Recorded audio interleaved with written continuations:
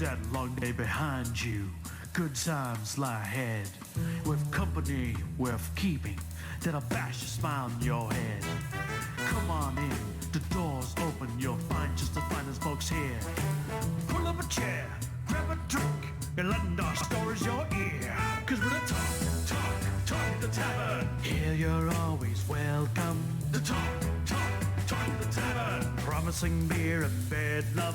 The talk the tavern. Music, medicine, then some. The talk the tavern. The song's over. Here we come. Okay, and welcome to Talk of the Tavern. Tonight our topic will be presenting yourself. Take that as you will. We'll talk about that in a little bit here. Want to let everybody know that this is an adult show with adult language, humor, and low taste. So, we're probably going to say something that upsets somebody. Hopefully it's the person next to you and not you. Besides that, let's see here. We're recording podcasts here, so we do have a live studio chat audience, which we may respond to some of the comments. When you hear this noise, it means we want to read some of those comments, so we might read them without that noise. So, chat, keep in mind we might not read all your stuff out. It has to be relevant and entertaining, preferably both at the same time, but one or the other is okay most of the time. And for the podcast folks, keep in mind we are responding to some of those folks. I think that's pretty much all I need to do, besides say I'm Travis, and my vices tonight are some good strong bourbon, some nice bubbly Coke Zero, and a heart full of bitterness. It's delicious. I like the way it feels on the back of my tongue. Now, let's go ahead and introduce that infamous co-host, the man with the most, Ed. Hey, what's up, people? I'm having a screwdriver made with fucking vodka. Amy, you're quite welcome. Hi, everybody. What's the difference between fucking vodka and regular vodka? It's effing vodka. EFFEN. Oh.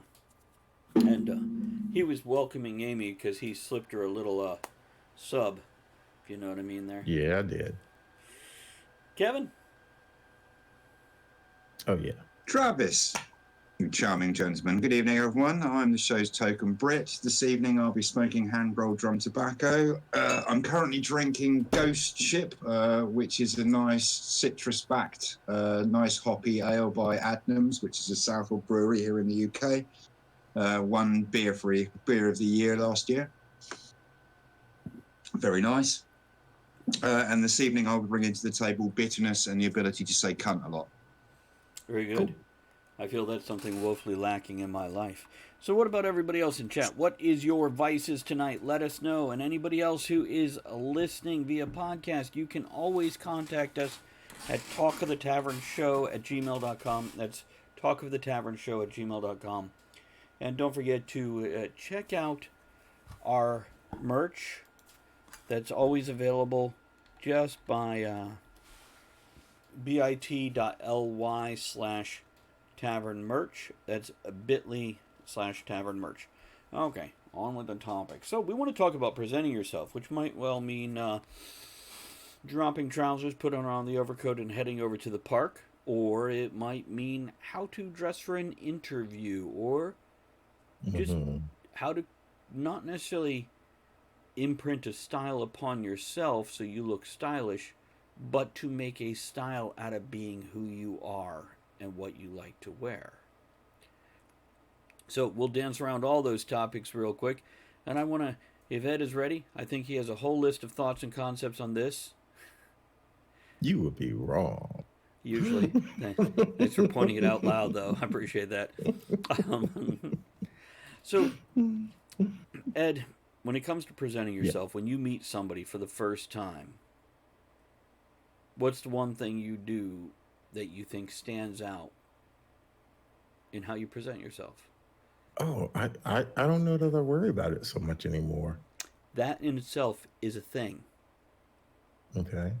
Not worrying about if you're impressing somebody is actually an excellent character quality because then you come off very natural and relaxed and confident instead of, suffering or a suck up or whatever. Is that a spot on his camera, or is that a spot on my screen? Kevin, do you see a spot on his cheek there that moves around? Yeah, that's it. On the nose. To be honest, I figured it was just like Seal. He'd got one of those beauty spots. And it moves around? There you go. Wow. So what about you, Kevin? Do you have any sort So, of... yeah, I mean, I think you're absolutely right. I think you have to reinforce it to yourself more as you get older, especially, I mean, hopefully as you get older, you're getting more entrenched into your career. So you were talking about hopefully more promotion interview than you are interviewing for a new job. But I mean, you never know what life's going to throw at you.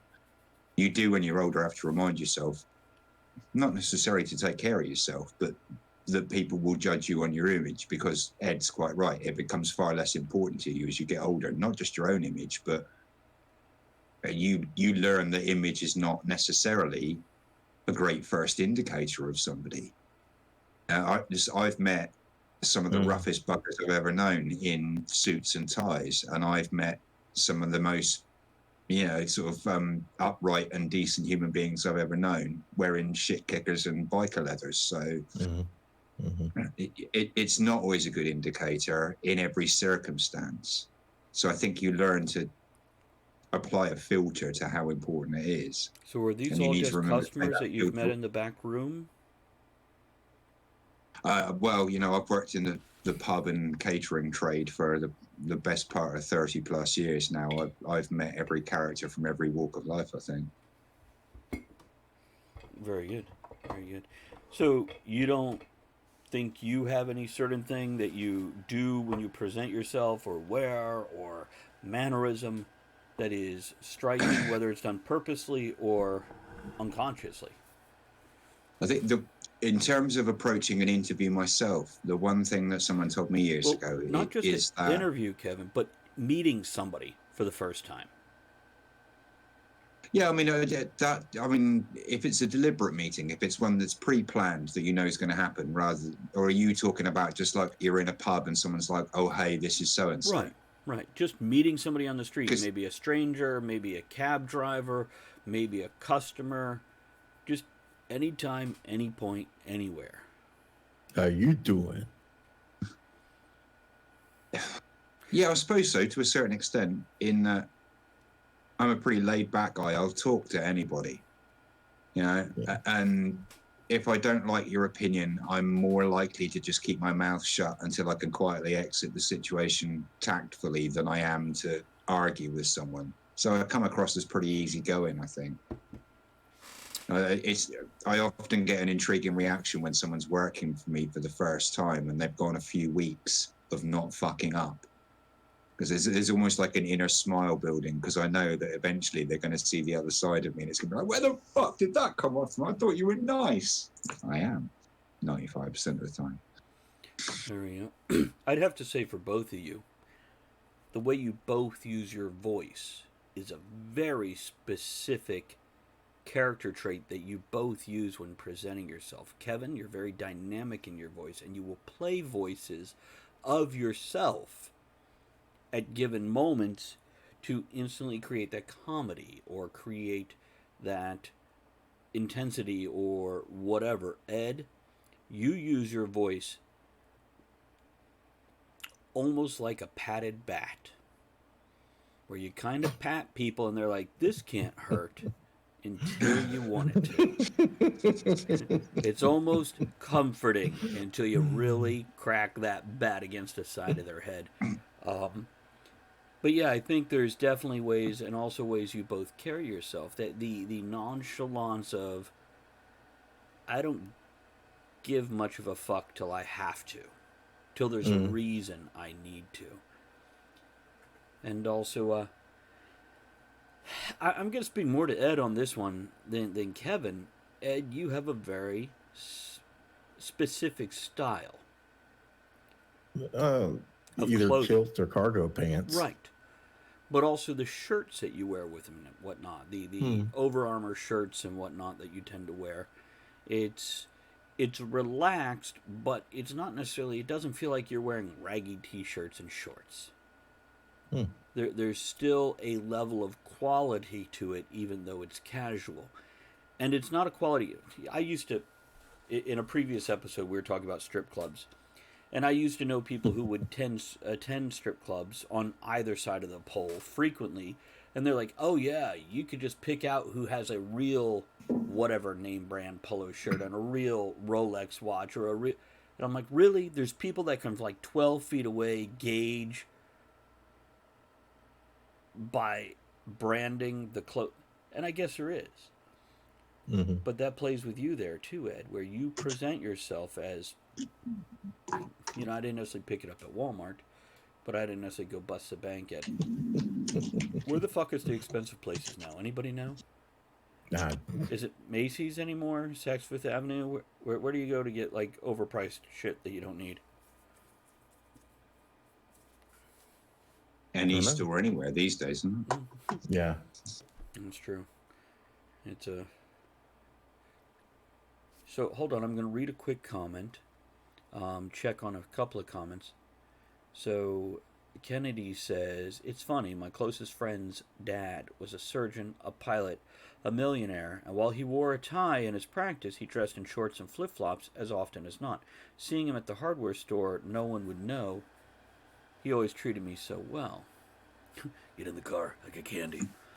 If I met Ed, I might guess military background. Here's a fun fact. A lot of people think I'm military or ex-military because of the way I carry myself and speak and interact. And especially military folks think I was military. November there says, a warm, genuine smile and eye contact covers a multitude of fashion crimes. I think the warm, genuine smile and eye contact, to throw it into the larger umbrella of just confidence and comfort in your own skin, makes all the difference. I think the hard part is getting to the point in life where you are comfortable in your own skin. And when you put on an outfit, of course a new outfit, even an outfit, if you're a suit and tie guy, you get a new suit, you walk a little differently in that new suit. If you're a t-shirt and shorts guy, you get a new goofy t-shirt, you'll walk a little different that first 2 or 3 times you wear it because it's new to you and you're kind of happy with it and haven't broken it in. Andrea says, guys who wear a watch and have clean shoes, clothing without rips or holes is a great first impression. It's true. A lot of people notice functional jewelry such as a watch and shoes, men and women. People are like, we have one friend, Aaron, who's often on the show. He's like, men will notice watches, women will notice shoes. Not so much. Men are noticing shoes. Why do you think so many men, possibly using the term loosely, but look at the sneakers that are out now and how fashionable and designed, bright colors that pop. whatever. I tell you what, I love me a pretty electric blue. Don't get me wrong. I upset an enormous amount of my staff by pointing out that black patternless trainers do not substitute for what is described in my dress code as black shoes. Going back to something November said, the warm, genuine smile, that's something that's been killing me with the mask wearing. Facial expressions are a big deal to me. I can't see anybody's fucking facial expression anymore. It's definitely, we've all heard the phrase, they have smiling eyes. And I've never been confused by that phrase. But apparently a lot of people don't realize what eyes look like when somebody smiles because they're too busy, I don't know, checking out lips and teeth. I always try to look people in the eyes when I'm speaking to them. So I recognize a smile from the eyes. And now with these masks, that is something else that I think people are realizing. There is a smile in the eyes. I can kill you with my eyes. I don't know that I smile very much with my eyes. Oh, you definitely do, especially when you get to giggling. Your eyes definitely take on a different shape, and you get your little crow's feet and wrinkles at the corners and all that. Ed has been so expressive tonight. It's and by the way, Flaming Bird says I do like a guy wearing a watch. Kennedy says I think probably Neiman. Oh, we're not worried about that. I'm sorry. I'm going to move on from that comment. We don't care. Not because Kennedy said it, just because in general. Flaming Bird says I thought my ex was a dick when I saw his shoes. I was right. It's hopefully he was a dick in the right kind of way to please, as opposed to just upsetting. And let me throw out a quick hello to Lilith. Thank you for swinging by the tavern. Appreciate that. We are discussing presenting yourself. So we're talking about when you meet somebody for the first time, and Kevin has brought up job interviews or interviews of any sort. There's a way you present yourself. I was starting more basic level as just running across somebody and how you present yourself. I like to wear hats. Homburgs, fedoras, pork pies, all kinds of hats. And a lot of times, younger men are like, wow, that's a great hat. And I almost want to warn them, like a suit, or hell, like wearing your pants down so your ass shows and your underwear is up. Any of these things, it takes practice to get comfortable in different outfits. Mm-hmm. And it's hard to just put on an outfit you don't normally wear and walk around like you belong in it. There's an old saying of, the suit is wearing him. He's not wearing the suit. And that means you just look uncomfortable at whatever you're wearing. You don't look natural in it. But I think a lot of that bleeds off. Yes, Kev? I was going to say, I have exactly the same thing, but in reverse. So the managerial policy for the company I work for is that because I am a manager, if I choose, I can turn up to work in loafers, jeans, and a smart shirt or something. You know, there's a less formal dress code for me as a manager than there is for the staff behind the till or carrying your plates. I turn up for work in smart black shoes, ironed black trousers with proper creases ironed into them, a shirt and a tie. And I do that not only because I want to look like a manager, but because unless I'm dressed properly, as I see it, for my job, I don't feel right. It's a bit like coming into work on your day off and then having to step onto the floor. You know, when I'm wearing jeans and a t-shirt, I don't feel like that's what I wear when I'm relaxing at home. So it's almost in a sense like putting on a suit of armor. It changes my mindset. I get dressed up, I put my smart gear on, and I step out on the floor as Kev the manager and not Kev the guitar player, Kev the chef, Kev the guy in the pub for a beer, or whoever, with the many other faces I've got, That's something Andrew and I have discussed many times, is when you're going to work, or you're going to the beach, or you're going to the club, or wherever you go, you put on different costumes. My work clothes are a costume. There's something I put on to blend in with that atmosphere. When I go camping with Ed, I wear specific things. Sometimes it's for functional reasons, especially when camping and whatnot. But other times, and by the way, Kennedy, that's true. That's very true for first-time kilt wearers, and a couple other comments. I'm sorry, I just saw Andrea's comment about people don't know I'm making faces on the mask. When I smile wearing the mask, I have crazy eyes. And Lilith says, you mean what I would wear or my personality when first meeting someone? Both, Lilith, or either. Yeah. Just all the combination of things. She says, I wonder how long it would take me to get comfortable with a daily kimono.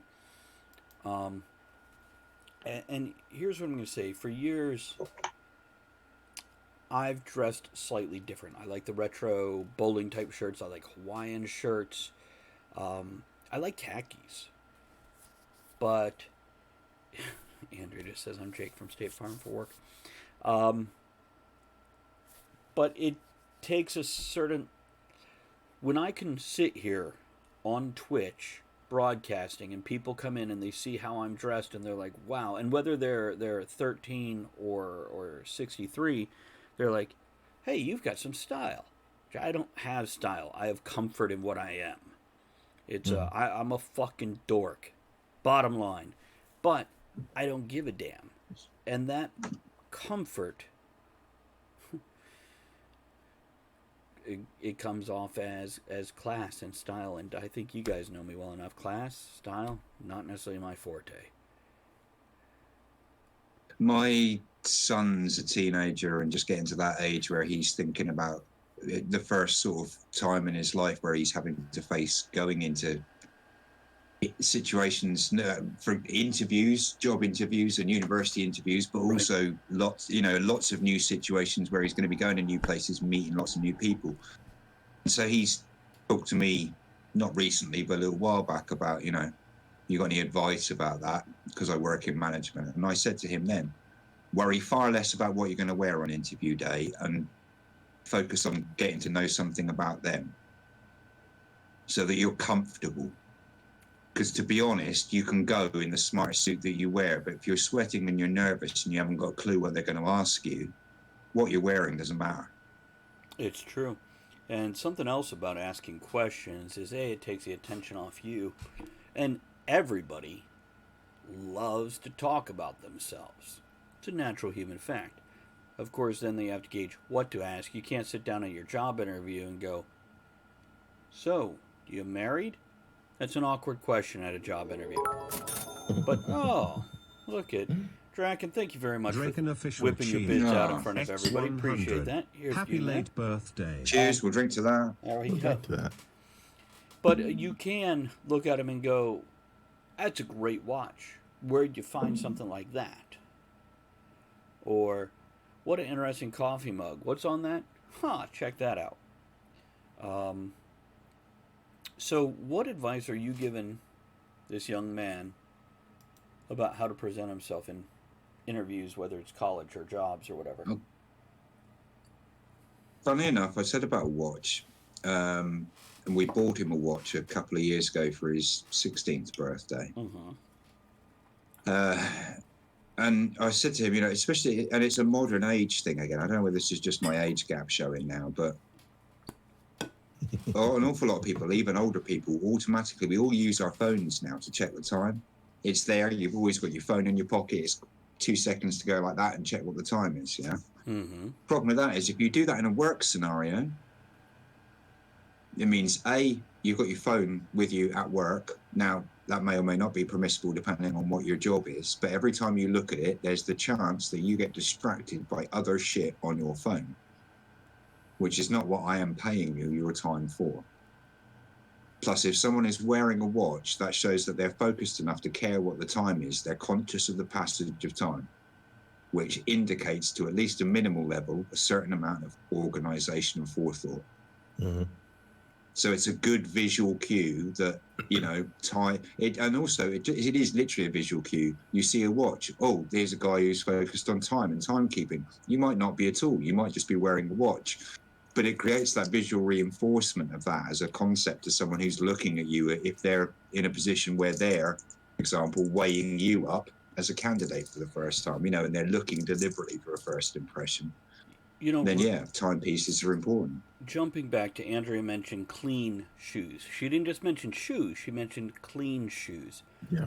And clothes without holes in it. This is something I'd like to hit on. When it comes to impressions, you can be in jeans and flannel and sneakers.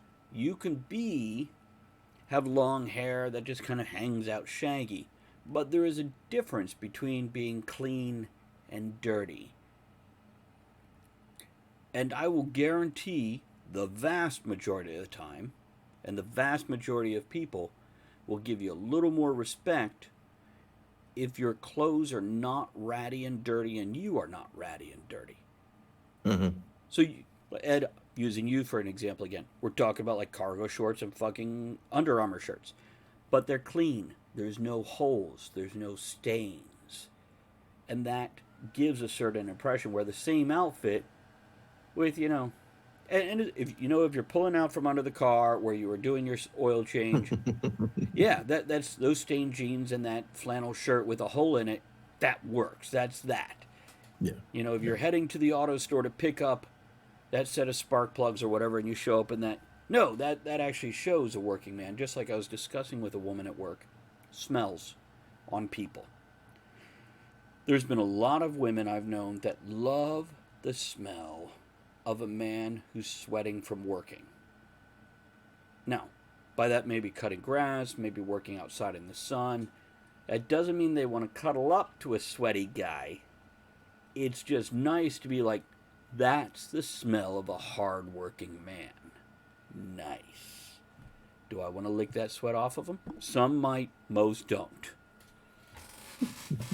It's but for a small price, I know a. Well, you know, you mentioned this. I hired a kid recently, and as you know, yes, I do have a military background, Right. as Kennedy said earlier. And so uniform and appearance is a big thing to me, especially on the job. We wear uniforms to work. I work in the security industry. You wear a uniform to work every day. Tuck in your shirt, put on your belt, put some damn polish on those shoes. He worked for me for 3 months, had a brand new pair of steel-toe boots when he started. 3 months later, the steel is already busting through the toe because he What? never put any damn polish on his shoes. No. If the steel is busting, that has nothing to do with polish. That has to do Yes, with it does. polish. Doesn't stop you from wearing through the toe. It will, well, not the toe, but the top of it where the steel is there. Okay. Polish does have something to do with that. If it gets Yeah. dry and starts Yeah. to crack, that steel I'm is with gonna Ed, start yeah, to that's I thought crack. you were saying like the toe was Polishing your splitting and shoes. the steel underneath was showing. No. Okay. So yeah, that's actually something. That's a very weak point of mine. As much as I love different shoes, I'm horrible at polishing them. I really am. It's just not something. Perhaps no male role model. So nobody ever fucking taught me how to polish a shoe. And See, I always did. I think that sometimes if you've been in a youth organisation, that's something you pick up if you're younger. I was in the boys' brigade when I was a kid, and my dad was an officer in the boys' brigade, so I had it drilled into me not just cleaning your shoes, and I mean not just with one of these wipe-on sticks like you get now, but properly with polish and two different Right. brushes, one for putting your polish on, one for taking your polish off, you know? Let the polish sit on the shoe when it's on, let it soak for a couple of minutes, let that moisture get into the leather and let it do its work, you know? And also cleaning brass. With brasso polish and an old toothbrush, you know, getting it. Yeah, Ed knows where I'm coming from. Probably in the military background. see, I It's understand about it. I've just not practiced in it. It all boils down to 3 words. Everything we've talked about in the last 5 minutes: attention to detail. All these little signs, when you see them on another person, say to you, here is someone who has taken a little bit of time, who has taken some care, who has bothered to invest some effort. That is something you are looking for when you're looking to employ someone. Or if you're meeting somebody new, that's an indication that this is probably a decent, upright person, not a layabout, which in my case would probably go, fuck you, man, you look like a square. I need someone who wants to get drunk. But It's, you know, it's always fun when people look at me and they see me. But they don't see me. They don't realize there's 6 piercings and 18 tattoos, and you know, I've written these books. I have these podcasts that are internationally known. They immediately judge by, oh look, he's wearing a collared shirt and a watch, and khakis, and then they talk to me for a minute, and then 5 minutes later, I say something that makes them go, wait, what did he just say? Did he just fucking twist word or make whatever dumbass joke or, you know, make this reference that most people are like, oh, I didn't even know he did it. So there we go. Andrea says, don't forget the nails. Here's what I'll say. Kevin, you said attention to detail. Here's the fun balance of that. It's attention to detail than not giving a damn that you did it. Not pointing it out. Not going, hey, make sure you look. Take the time, pay the attention to detail, but don't do it in a flamboyant way where you're forcing it down someone's throat, because it becomes obvious that you've done it solely for the purpose. It's like peacocking. Right. Yeah, By the you way, don't want to come across as I have done this solely to create this impression on you. Otherwise, what's the if point? you take a moment to think about everything you said in relation to the next name I'm going to read the comment from, between your peacocking and a couple other things, Flaming Bird says, I've got military background to some extent, and there's so many things I must do in terms of appearance because of that. It also affects my judgment of others. And that is fair, by the way. It's when you go through the trouble, and you know how much or how little trouble it is to even do something, as I mentioned, you could be in jeans and sneakers and flannel, but still be clean and still be neat. You don't have to be dirty. And also, okay, here's something from an old man. For all you young folks out there, pull your fucking shoulders back. I don't care if you're a man, a woman, non-binary. I don't give a fuck. Pull your shoulders back. Huge difference psychologically on other people. It makes this weird impression.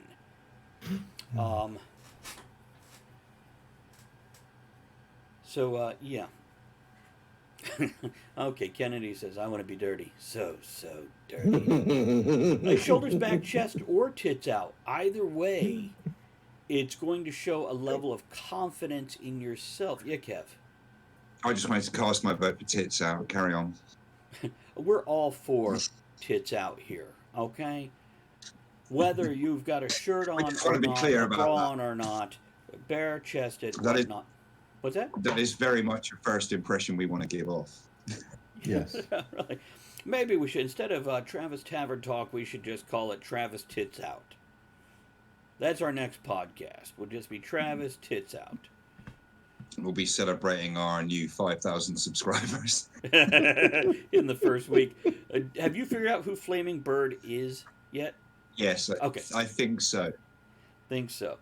Well, Flaming Bird, here's what I'll tell you is if you want Kevin to guess out loud on air, you have to let him know he is not going to do it if he in any way does not... I don't do that. Yeah, I don't. Yeah, I never have done Right. on air. We've been through this before. I don't call anyone out on air. Yeah. Not unless I've checked with them before and I know they're cool with it. Yeah, that's why people have screen names. Okay, Kennedy. Kennedy's like, just... whatever. Although there are some literally can't do shoulders. Yeah, okay. That's not who we're talking about. We're just talking... Hey, there's Ed's bits for everybody there. Check it out, Ed. X300. There's three of them, though. Eddie, you like that girl from Total Recall? It's, Yeah. What do you have three of? I'm down with it. I just want you to know I'm fine with that.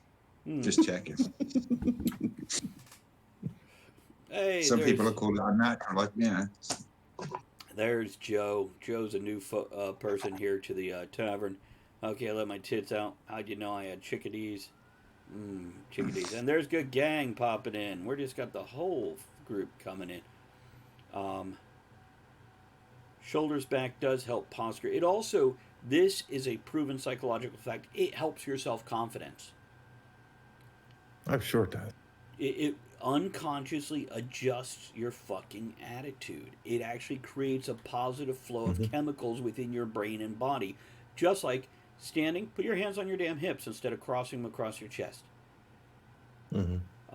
Being conscious of your posture in work, especially if you work in a relatively static position, in other words, if you don't have a job where you're moving around all the time, it's really important to be carefully aware of your posture. I had horrendous back problems for about 3 years. Real intense lower back pain, and I mean like, a biting on the finger, proper pain.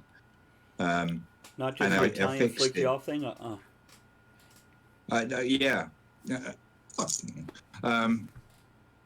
I got a big, deep chopping block for the workstation I was based on in the kitchen I was working at the time, like an old butcher's block, like the big 6-7 inch deep wooden chopping blocks, because I'm 6'8".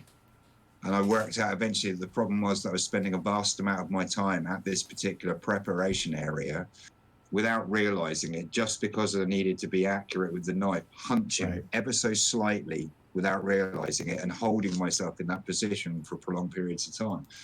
Got the block, shoulders back, stand up straight and still do what I always used to do. And literally within about a week, all my back pain went away. So yeah, look after yourselves, people. Make sure you keep your joints well lubricated. In so many ways. Grrr. So let's okay, I think first and foremost we've covered a few things here, and that is take a little time to take care of yourself. It makes you feel better, it gives a great first impression or 50th impression. It shows you care about yourself. Confidence, being not worried about what other people think you look like because you know you took care of yourself. Other things we mentioned, attention to detail, whether it's the watch, trimming your nails, your toenails, fingernails, whatever. So I think if you're trimming your toenails, you might be taking preparation for a first meeting or interview a little bit far. Well, and I'm not saying don't do it. I'm saying if you're factoring that into a job interview consideration, you really want that job. If you're a woman wearing an open-toe shoe, okay. Yeah. Right, you want to take that into consideration because when that boss asks what your toes taste like, you want them presentable. Yeah. Not only trim your toenails, but if you're wearing backless sandals, get that shit off your heels too. Okay. Yeah. No, he's not wrong. He's not wrong. And now most people won't notice because most people are unobservant fucking brutes. But the right person will notice. Or the wrong person will notice. So it's worth doing. And then we mentioned pull your damn shoulders back. And that's whether you're sitting, standing, walking, whatever you're doing, pull your shoulders back. Each of you in chat tomorrow, make a conscious, put a fucking post-it note on your fridge or your forehead. Pull your shoulders back 3 times tomorrow. And see how that goes. And once you can make that a habit, it makes a big difference in how just people deal with you. So, flipping the advice, let's give them thoughts, because we've all been managers that have interviewed others and hired others, yeah? Yeah. Okay. We're going to do the rest of the show with Kevin's forehead. Enjoy. We're going to put Google eyes right on that fucking shit right there. I've thought about doing that many times, actually, or getting a hat with a set of eyes on it so that every time when I look down, you can just look at their character. Get like a Cookie Monster hat with the eyes. Yeah. That would be great. Yeah, that's been thought. It's that would be great. Not Elmo, though, because don't be a cunt. So, right. Sorry. Back to, we've also been on the other side of the table as young people as well as adults.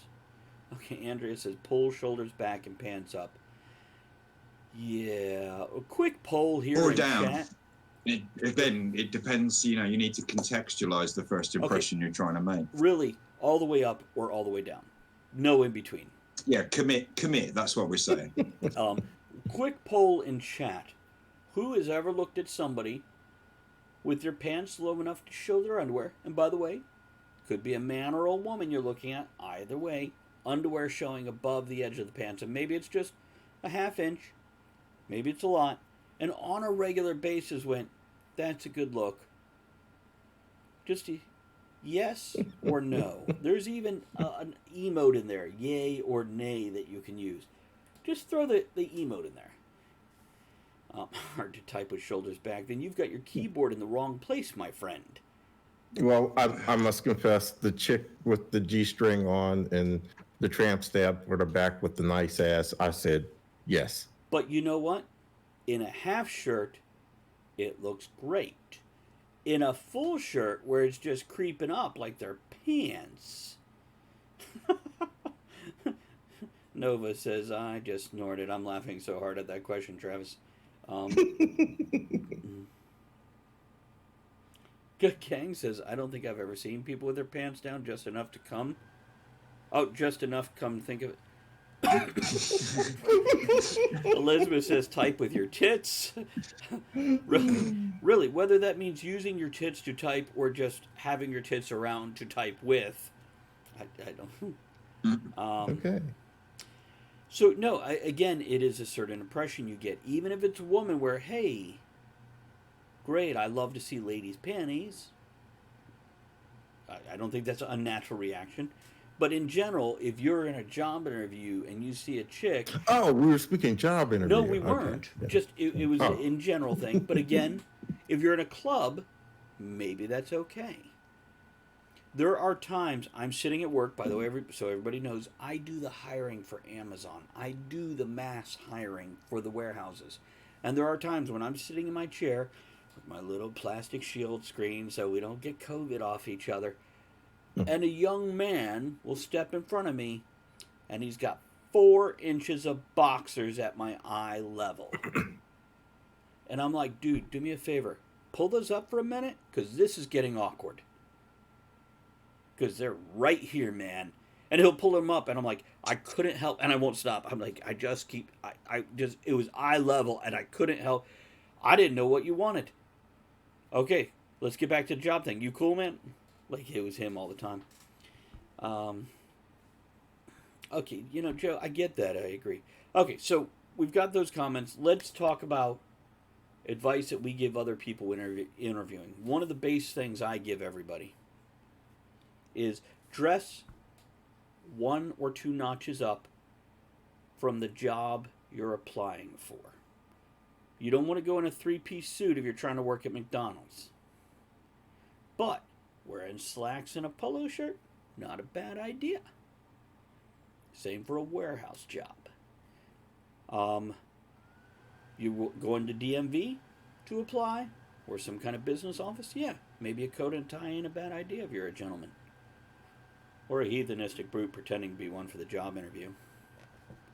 What do you guys think? When going into a job interview, what's some etiquette for presentation of yourself? I taught my son when you go into a job interview, I mean, okay, don't do this during COVID. Disclaimer for anybody watching who may only have one brain cell. When you go into an interview, don't just go in and sit down in the chair. You approach the table or whatever, and you shake the interviewer's hand, or at least offer to shake their hand. Yeah, you be personal. You get close to them. You establish a bond with them. You make eye contact with them before the questioning starts. Because interviewing can be quite a dispersonal thing on both sides of the equation. It's not like you're just two mates meeting together for a chat about whether you'd be good for the job in the pub. There's a certain formality to it. So you're both kind of dancing around it. So creating a personal bond between you and the interviewer is good. Andrea says always have a pen with you, which is actually great advice for an impression. Yeah. Ed, what's some thoughts from you? I'm old school, and I know it is acceptable, the rule that you just said, 2 levels up for what you're applying for. In my day and time, though, it didn't matter. Jacket and tie. And Ed is 5 years older than me, so I'm learning from my elder here. I mean, one of the things that impressed my dad when I graduated high school, and I rarely impressed my dad, was for Christmas that year, he asked me what I wanted for Christmas. I said a 3-piece suit because I'm graduating high school and I need to apply for jobs. Very good. By the way, I love a 3-piece suit. Here's what I'll tell you folks about 3-piece suit. First of all, 3-piece suit is nice. But you take off that jacket, you now have 3 other outfits that you can wear. Because collared, button-up shirt, rolled all the way down with that vest is a beautiful look. With the tie, pull it off, now it's a little casual. Roll up those sleeves, it's a whole nother outfit beyond that. And this is something, it's suddenly very versatile. And if you walked into a job interview at a restaurant in a button-up shirt, no tie, and a vest with your sleeves rolled up, you now look so functional, but still well-dressed. It's a beautiful combination. And Kevin, you can give your opinion on that. Again, I know it depends on if you're going to the 5-star restaurant or not. I agree with you. I mean, I have 3 suits. 2 of them are 2-piece, and one of them is a 3-piece. And the 3-piece is probably the one I go to the most often, even if I'm not wearing all 3 pieces, ironically. Well, sorry, finish your thought, and then I've got more to add. Go on. No, that was pretty much it. Yeah, I think you're right. The 3-piece gives you that little bit of when you get into a scenario in a restaurant, quite often you're going to want to take your jacket off. Mm-hmm. You know, a lot of these formal situations, wearing that jacket all night is going to be either too hot or just too formal. So it pays, you know, with a waistcoat as well, you've got the option of still remaining slightly more formal if you choose to when you're in a jacket off situation. So it depends on where you're wearing it to, yeah. Let me also recommend this. Buy vests or waistcoats, depending which side of the pond you're on. Buy these things. Buy them separate. Buy them individually. They go with jeans and a t-shirt. They go with jeans and a button-up shirt. They go with really anything, and it really does change how everybody treats you. Hey, Ed, how's that vest go with a kilt? Very well. Fucking amazing, isn't it? Yeah, it's Yeah. amazing. If I could read a couple comments, if I can interrupt us. A couple other people said, Kennedy says, if it's an office, almost always a tie. Wordwind says, walk up to the desk table and hold out your claw grabber for a formal shake. In the era of COVID, maybe not so much anymore, folks. So sorry, so true. But 9 months ago, I was preaching how to do handshakes to anybody that would listen that wasn't already doing them. So I agree with you, but in this era, we might want to look back at bringing the nice Victorian bow into style. Keep your eye on your language, says Gagang. If you let something slip, acknowledge and apologize. Unless if it's actually a fucking racist asshole remark, then just shake your head and leave and go back to McDonald's where you belong, you bastard. Lilith says, I always shake before and after. God, I hope she's talking about hands, not like bathroom. So many people are taken aback because I'm a woman. They look at my hand like it's a damn cobra. I'll add to Lilith there. If you're a woman, learn how to shake a hand. Now, if you're going to a formal dance where you're in a big ball gown, sure, give fingertips for that handshake. If you're going into a business meeting, put your hand out. The webbing between the thumb and the forefinger, meaning the other person's webbing between the thumb and the forefinger, grip the hand in a firm grip without squeezing it. In other words, you're stiffening your hand. And 2 to 3 pumps up and down. Learn how to do it. Practice that. It'll make a difference. Gang, that's something I really need to do because I'm super casual with how I talk. Kennedy says, be prompt, be early. Yeah, I agree with this, but not too early. Half hour, that's too early. 10 to 15 minutes is good early. Some of my Indian coworkers said that they were warned on U.S. interviews by their friends not to be late. It's a cultural thing, and it's good to be warned. Versatile 3-piece suit. If you get a suit, get it tailored. Good advice there. What's amazing for the wealthy, the tuxedo was actually casual compared to white tie. If you're wearing a tuxedo properly, Kennedy, you are wearing it with a white tie and a white vest and a white shirt. That's Victorian rules, by the way. Up to about 1915, then it started to change. Joe, 2 to 3 pumps. Okay, raising Kansas, we can shake, not a normal thing. Practicing my pumping right now, says Elizabeth. Beautiful. Okay. Dragon Official says, one time I had a teacher who gave 30-second handshakes to everyone. That is awkward. 30-second handshakes is like... There was a British comedian probably a few more years ago than I want to think, but he had a sketch show. One of his characters was a guy who would go to red carpet events as like a press interviewer, you know, where they're all just leant over the barrier going, oh, hey, so-and-so, yeah. And he'd stop celebrities and shake their hands, and it was a running game to see how long he could shake their hand for before they got uncomfortable and broke the grip. A few comments on the 30 seconds. Elizabeth says 30 seconds with a pump. Joe says 30-second handshake. That's pretty much a date. And then Kennedy, backs me up on the vest waistcoat thing. His son once wore one to high school, and they named the day Handsome Joe Tuesday. The girls dug it. Dress up once in a while, and people won't be surprised when you do.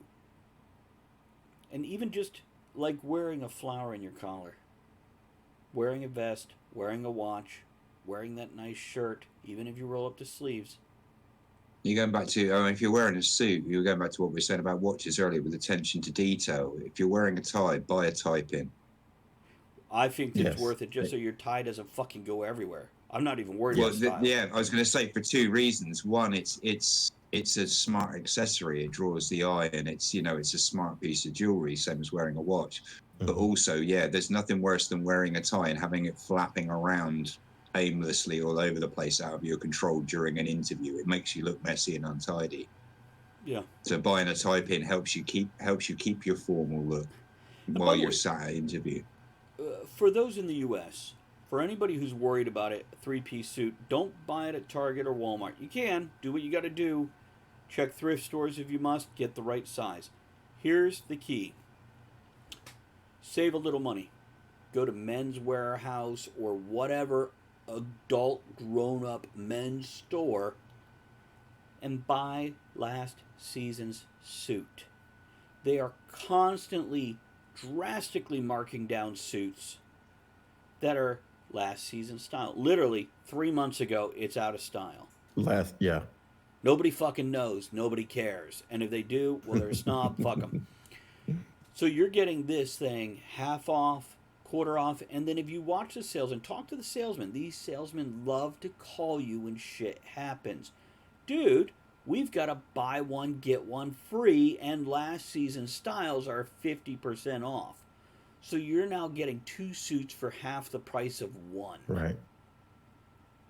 You're still looking at a couple $100. It's rough, but now you have 2 suits in your fucking closet for 25% of the cost that they would have cost standalone.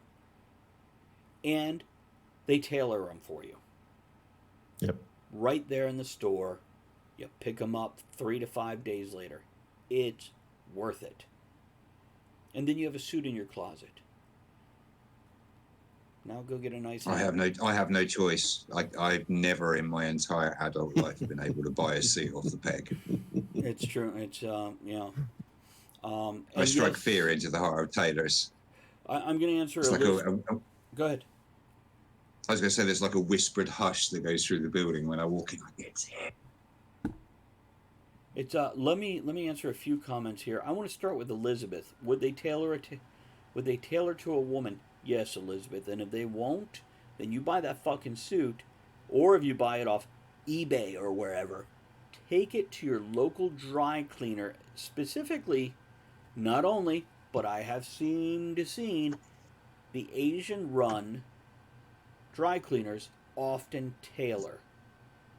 And they put you up on the fucking stand right there, pin it up, mark it with chalk, send you out the door, say, see you in an hour, get the fuck out. Weird One says, I have a lovely tie pin, somewhere with teeny letters on it that says, I can be very insulting. That is a beautiful moment. Kennedy says, ideally go to a store that has a salesperson and we'll do adjustments. Off the rack is okay, but it's worth with a salesperson and tailor. Agreed. Fitting what I just said there. Yeah, and exactly, Andrea says to Elizabeth, yeah, they would tailor it and adjust it because you're paying them money. Nova November says, got a vintage Glenvedigh gray pinstripe 2-piece for $17 at a thrift store, had it tailored, bought a custom shirt and a vest at a proper clothier, under $200. I bought a Pierre Cardin pinstripe black suit for $7, exactly my size, off the rack at a thrift store.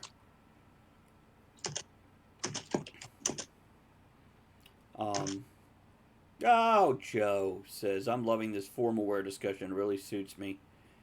Tie another one on, buddy. Hold on. Ooh. There's some flirting going on. Let's go read this. Flaming Bird saying, I'll measure your inside leg for the tailors, Kev. And Kev is like, I paid top dollar for that. Hell, the right bottle of booze, you probably don't need $1 at all. I don't know Flaming Bird well enough to speak with authority on that. I'm just saying. Oh, Elizabeth says perfect fitted jacket with pants. Swap out with skirts. Awesome. So back to advice.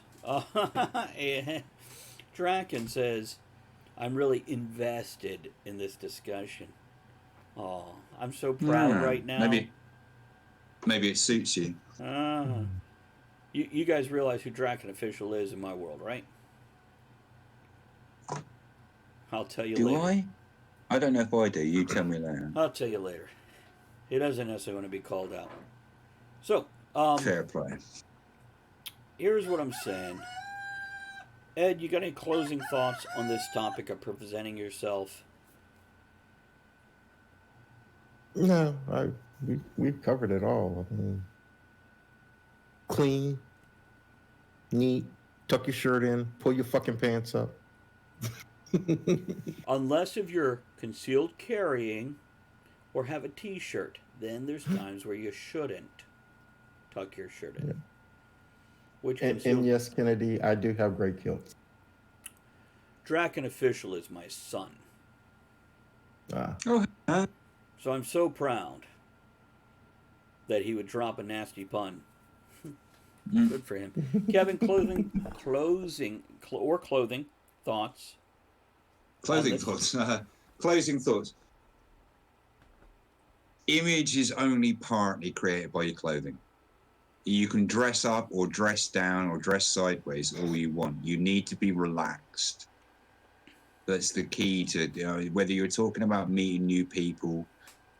Don't try and be forced. Don't try and force yourself. Don't try and put on. Did I? What happened? What'd you say, Ed? We freeze and unfreeze. I think that's you, Okay. Ed. He's good on my side. Keep going, Kev. Carry on, Kev. Yeah. All I was trying to say was how you carry yourself as a person and your confidence and personality, like we've said several times in this show, is just as important as the clothes you're wearing. So yes, by all means, take your personal appearance into consideration. And like Ed said, be smart, be presentable, create the best possible picture of yourself. But don't try and play yourself false. Don't try and also, with the clothing, put on a different character or be someone you wouldn't normally be. Because you've got to concentrate hard enough on on people's questions without having to concentrate on trying to balance too many different things at once. So just, relax, be yourself, take a deep breath. Don't try and force yourself. To build on that, or segue, or perpendicular. I'm going perpendicular to Kevin's statement here.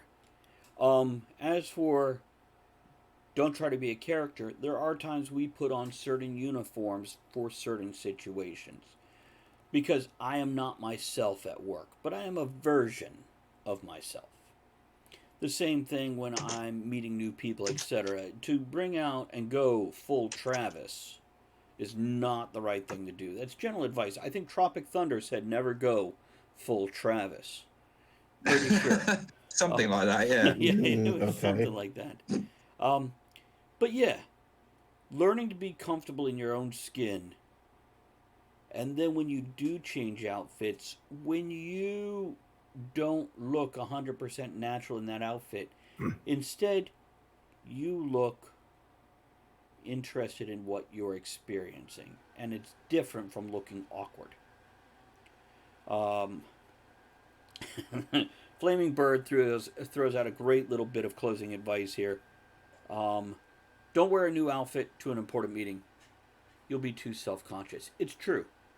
I don't care if it's just new shoes that aren't broken in. And Joe says, never go full Travis. That's my new saying. And I think that's where we're going to wrap this up. I want to thank everybody. I want to thank Kelt Dub, Draken Official, for throwing bits, showing their beautiful bits. Oh, that was a happy birthday. I'm sorry. Thank you for that, Draken Official. Kelt Dub for that gifted sub. Everybody else for hanging out and joining us right now. And sorry, I'm reading comments. I got to ignore these idiots for a moment while I do my closing thing here. Don't forget, you could join us on email by sending in a comment or a thought about what's going on. And I'm going to check that email right now, see if we have anything. If you have a special day you want to remind people of, or a special message you want to pass on to somebody on air, you just send us an email at talkofthetavernshow at gmail.com. Other than that, I want to thank everybody for supporting the show first and foremost by showing up. Oh my goodness, Kennedy, thank you for whipping your bits Kennedy, out on thanks, air. man. Always appreciate And it. Andrea. Look at you all wait to the last minute Oh, to get your bids out. Andrea did that. Thank you for that. Let's stop all sounds. Andrea right chat through X130 that was a couple days bits ago, for but thank you very Travis's much. birthday. Thank you. It's his favorite. Thank you guys all for being here, hanging out, and bullshitting with us. It's always a delight. Thanks for all the Always bits, a hosts, pleasure, never a raids, chore. subs. What's that? Always a pleasure, never a chore. Oh, well, don't go too far on that one, Kevin. Let's just keep on with closing instead. I want to thank What are we everybody. talking about next week, Travis? Dude, it's in the chat. I can't look at it right now. I've got your fucking pictures up. Hold on while I pull that shit up. I know we got Kevin again. Sorry about that. You couldn't add this in. You're the co-host. What are you doing all night? All right, we're talking about comfort food and memories. That could be interesting. Yeah. It could. And job identity and influencing coworkers. That could be interesting. Very good. Thank you, Ed. I appreciate that backup. Okay, Yeah, let's say I know, goodnight. you need Let's a get little some... black up every now and then. It's, yeah. Kennedy, you never know, but I wouldn't remain overly optimistic. Guys, make sure you join us next week for the next topics as we record 2 more Talk of the Taverns for the podcast. Which, by the way, does everybody know we, as Talk of the Tavern, just a week and a couple days ago, accepted on Pandora, along with where we've already been on iHeartRadio, Spreaker, Apple, Spotify, Google, Audible, Amazon, and so many more. Okay, so we're out of here. Closing music coming up. Here's to your faces. Oh, wait. How come we never remember the closing toast anymore? I gotta write that down. I don't know.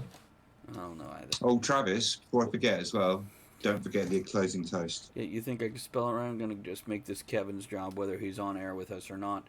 There we go. Look, nobody's gonna send the police to your house if you publish a crappy book, but you'll learn with each one.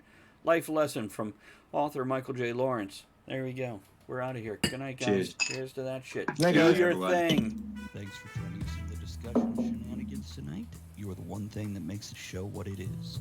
Don't forget to join us at the Tavern next week. Until then, have fun, keep learning, and be good to one another. Now, raise your glass in good cheer. Enjoy the small moments every day and steamy dreams every night.